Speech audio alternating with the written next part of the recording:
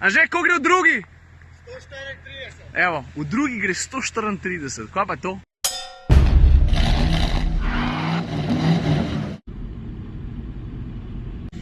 Stari, se vem, včasih se zgodi, da zamudiš, pa nikoli ni fajn, ampak če bom pa tole zamudil... Evo mene v Nici, avto se je pripeljal round the pravi cajt, ne vem, sem sam vozil, ker sem ful pozno, sem nikoga dal nič ne vem. Aha, vem, lega, kje si? Anže, kaj pa če bi zalaufu? Šak, da se nec pripasa, jeben piš. To se pravi 5.0 GT 6-speed manual fastback. A ni fastback, ena taka fukiš avtomobilska beseda. Enač Anže bo pelil do prvega pit stopa, mogoče lahko par stvari za začetek povem. Mustang je bil prenovljen. Ja, kako prenovljen, ni bil glih kar nov. Stari cajt leti, to je bilo 3 leta nazaj, 2015. Tudi jaz sem ga imel v Komotar minuti, če te zanima, valjda pet pogledati vlog 151. In zdaj, če fejst posplošim, Mustanga so zelo celovito nadgradili. Se boš šli pol po vrst, ampak začetek je varnejši, malo drugače zgleda, boljš se pele, nov menjalnik. Glavno kupenih zanimivih stvari, pa tudi farbe so nove, 3, recimo, kako se že imenuje? Orange Fury, tako se imenuje. Čeprav nisem zihar, ni malo bolj rumena, kot oranžna. Pa še ena stvar, za žetom se bo zdajle vozila po Route Napoleon. To je ena taka zelo atraktivna cesta, jaz sem bil po moje tukaj že, kaj pa je 7-krat, 8-krat vsaj. Drugač pa jaz se na Sopotnikom v sedežu dosti redko sprostim, ampak Anžetu, temu možakarju pa zaupam, tako da bom sam užival. Pa dol, čez polico.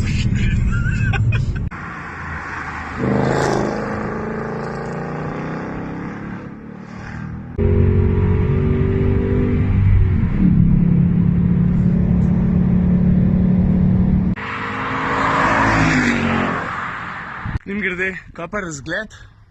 Kar fejst, a? Enač, kje smo najprej začeti pri obliki, če je že glih faceliftan? Na splošno velja, da je Mustang po prenovi bolj aerodinamičen, da je lepš pa bolj učinkovito reže zrak. In s kozmetičnimi spremembami, predvsem kar se tiče odbijača, se strinjam, dokler ne pridemo do točno tega dela tukaj. Vidiš tale zavihek tukaj dol. Se vem, da sem mogoče malenkastan, ampak pred prenovo se mi je tale del zdel malo drugačen. Veš, kaj je bilo malo na gor, se mi zdi, da mi je malo bolj zloben. Drugače pa ogroben, kar se vidi zatiče velikih sprememb ni. Avto še vedno odseva vse svoje predhodnika od izvirnika naprej. Ajde pa par sprememb so naredili še tukaj v kabini, predvsem vrata, naprimer, so malo lepš tapecirana, materiali so malo boljši, malo mehkejši. Za te zice pa ne vem, so bili tudi še pred prenovo na voljo. Čislav, da so bili, ne vem. Zdaj pa srce, motor, evo ga lepotca, vem, skrit je pod plastiko, ampak lahko mi na besedo verjameš, da je lep. Če ne po videzu, pa po duši. Za najbolj zmogljivo izvedenko še vedno velja, da je 5.0, da je V8, ampak ima zdaj konju več, ne več, koliko 420, pa še nekaj, zdaj jih ima 450. Ker se pa samega pospeševalnega talenta tiče, jaz pravim, da za Slovenijo sta prvi del predstave dal, zato ko v drugi, čak se malo.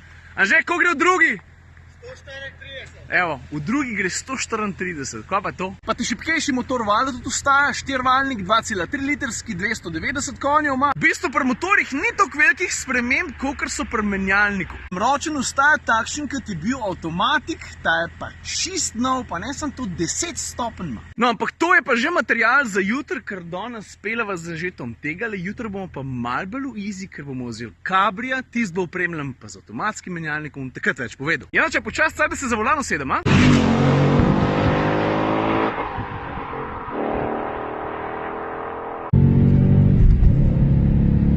Je zdaj tako, teorija pravi, da je zadnje vzmetenje bolj togo, da so vsi blažilniki na novo umerjeni, da je avto stabilnejši, da se ga da zato tudi boljš, oziroma lažje, hitrejš pela. Jaz sem malo tega feelinga dobil že takrat, ki je Anže pelil, zdaj se pa za volan usedel, razlika ni velika, ampak veš pa, mislim, da čutim, da je avto malo bolj voljan slediti ovinkom, tako, kot si voznik zaželi.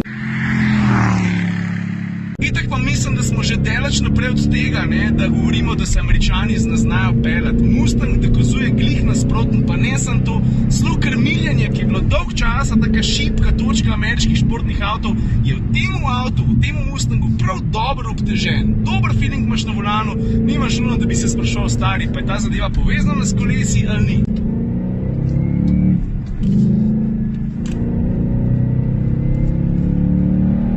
voznih programov ima po novem en kup valjda tiste klasične, normal, sport, pa mislim, da celo race track, ampak mene bolj zanimata še dva dodatna in sicer prvi se imenuje drag strip. To se pravi, v tem programu ti lahko optimalno izkoristiš to, kar ti motor v idealnih okoliščinah lahko ponudi.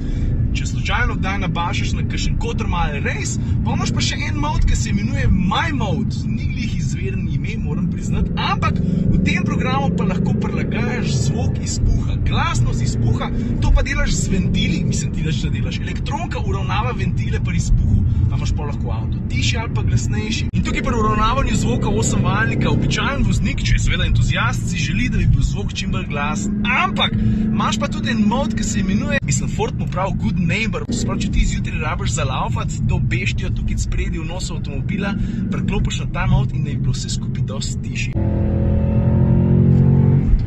Pa če že priložnost, ne, malo ga pa menda lahko prcinam, akva.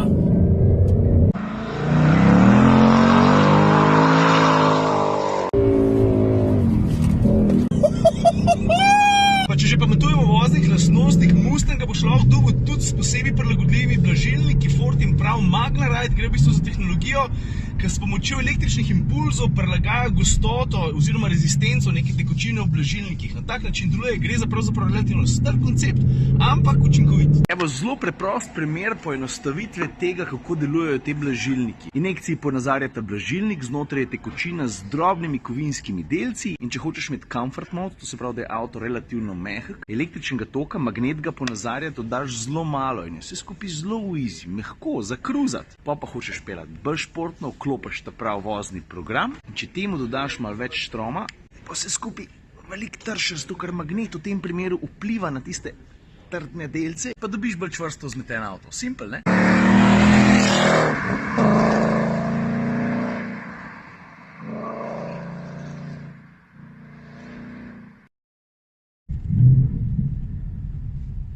Evo, dan številka 1 z Mustangom zaključim. Če kaj nisem povedal, obljubim, da bom jutri. Je bilo pa fajn, moram reči, da ga bom pogrešil, pa če se bo le dal, komi čakam, da se z njim srečam tudi pri nas v Sloveniji.